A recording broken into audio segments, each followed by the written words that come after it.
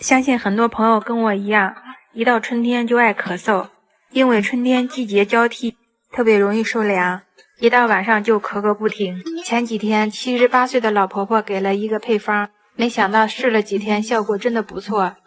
今天就把它分享给大家，有和我一样症状的朋友可以试一下哦。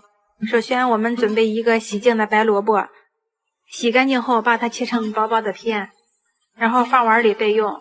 下面我们准备一把橘子皮，放入碗里，加一勺食盐，然后加入适量的清水。我们把橘子皮洗一下，橘子皮的表面有时候会残留一些农药和细菌，我们用盐水洗一下，可以很好的把表面上的脏东西去掉，然后再倒入清水把它冲洗一下。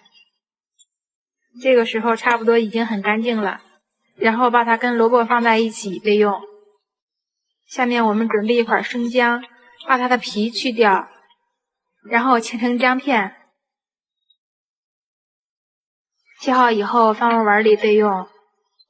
接下来我们准备一个无油的空锅，把这3样食材放进来，然后加入适量的清水，没过食材就可以了。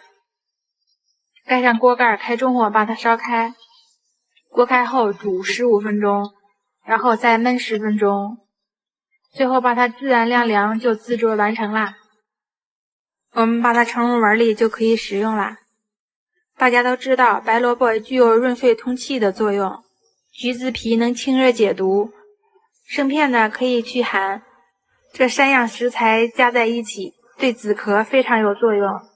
我们每天喝1碗，连续喝上1周，你会发现咳嗽就没有了，非常的有效。